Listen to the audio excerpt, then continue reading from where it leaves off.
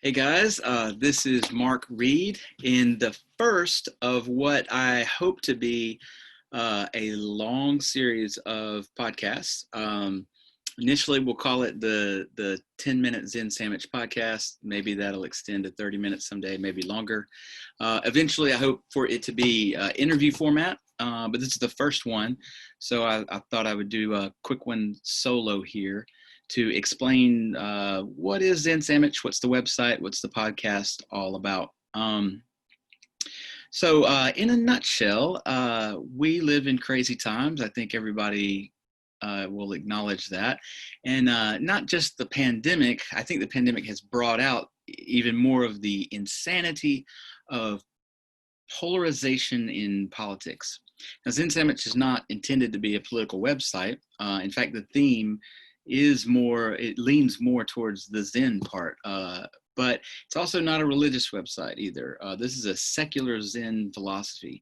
And the idea is how to stay calm in this crazy, chaotic world and how not to be pulled into the polarization. I come from a state which is extremely conservative, and so the polarization is alive and well there. And it's almost as if you have any liberal views at all, you're outcast, you're demonized, and that's just not the way it should be. But I also think the other extreme liberalism, woke cancel culture is equally dangerous to society. So, I live my life by Zen principles. Again, more of a philosophy than a religion. But I try to live a minimalist lifestyle, and I try not to have too many attachments to material things, and that's why I wanted to, that's what I saw as the value I could offer other people, is to share my views and my experiences with living my life this way. And maybe someone would find it useful. Um, and I don't have an agenda. I don't have an agenda to convince anyone to think like me. So that's different than the polarization that goes on. I'm not trying to pull anyone to my side. I want to have independent thought. I don't want to have a label that says, I have to disagree with everything Trump says, or I have to disagree with everything Nancy Pelosi says, or take face mask wearing, for example. I guess the Zen philosopher practitioner in me, it just doesn't see the big deal about it. I don't see it as government control. I don't think it should be politicized. But at the same time, if you don't want to wear a mask, even though the mask wearing is not to protect yourself, it's to protect other people in case you happen to have the coronavirus. But still, I believe in freedom of choice. So, if you choose not to wear a mask, I'm not going to judge you for it. I'm not going to condemn you for it. I'm probably going to keep my distance from you a little bit. That's my choice. But I don't care, really. I think I do it out of compassion for society in case I had it. In case I was a carrier, maybe I'm asymptomatic, and I don't want to pass it along to someone who might pass it along again to an old person who's more susceptible to the serious ramifications of having COVID, might die from it. I don't want to be a part of that chain reaction. So I choose to wear a mask when I'm in public. But I think the politicalization of it has gotten way out of hand, and the politicalization of everything has. I mean, if one political party came out as the pro-chicken party, I think the other side would be anti-chicken. It's just ridiculous. So I wanted to create a space and a podcast that explores and discusses how to live in a society where people will not and do not think like you do. And I wanted to create a space for independent thought. I have some views that if you were going to place them on the political spectrum, they would be closer to liberal, or I have some other views that would lean towards the right, towards conservatism. And what seems to have happened in society is that the people look at what they disagree with and ostracize or demonize you for it. So if I say something that seems liberal, my conservative friends are going to think that I'm a bad person, or maybe they can't even be friends with me or something. And likewise, if I have some views and I do, that fall on the conservative side of the dividing line, my progressive friends will ask me how I could think that way.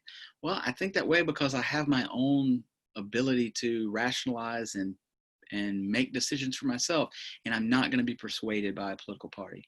So that's why I don't watch Fox or MSNBC. I think those are just places that people go to reinforce what they already believe. I don't need to go places to reinforce what I already believe.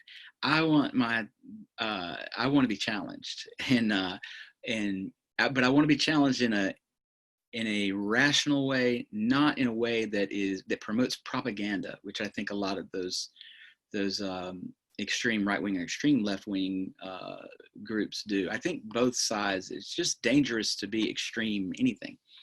So that's what I want to do. Is there are plenty of places to go if you're left wing minded or right wing minded, but I think there's a shortage of places of independent thought. So that's the idea. So we will talk about some political issues, some social issues, and just Zen philosophy as by itself.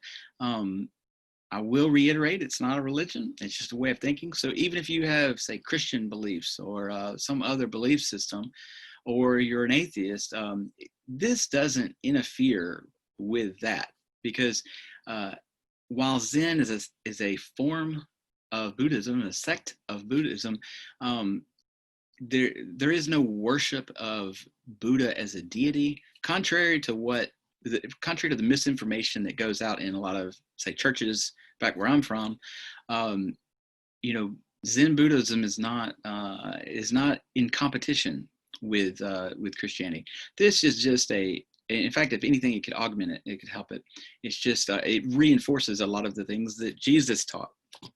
But I'm not here to preach a religion. I'm talking about a way of seeing the world, a way of organizing your life and decluttering your life, and most importantly, enjoying the present moment.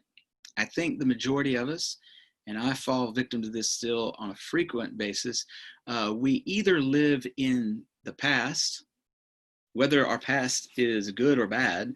You're reliving the glory days. Oh, I was the high school quarterback. I wish I could go back and relive those days. Or maybe you have a lot of regrets in the past and you spend time dwelling on them, and maybe even feeling a sense of embarrassment or remorse over things that happened last year, 20 years ago. Or we spend time in the future. I will be happy when I get a car. Or a better car, or I will be happy when I achieve a sense of calm in this chaotic world. Zen is not goal oriented in that way. There is no, nirvana, so to speak, to achieve. Zen is more practice oriented. It's something you got to practice every day. I practice it every day and try to get better. I fail often, but failure can be a good thing. It can be a learning mechanism, and we'll talk about all of that. But for the most part, it's important to live as much as reasonably possible in the present moment. So I do think about the past sometimes, or I look ahead to the future, but I try not to spend too much time on it. And I try to bring myself to the present moment as much as possible. And because the present moment, when you think about it, or one way of thinking about it, is that's all you ever really have. You don't have the past because you've left it behind. You don't yet have the future, and you don't know what it's going to hold, because you can plan all day for the future. But, most of us know that things almost never work out the way they plan. So all you really have possession of is this present moment. And so that's what this site is also about, is bringing your mind back to the present moment and practicing that on a daily basis. That's it. That's in a nutshell. I hope to produce one of these once a week. Like I said, eventually they'll go to an interview format and maybe go longer than 10 minutes. But that's the first one. See you next time.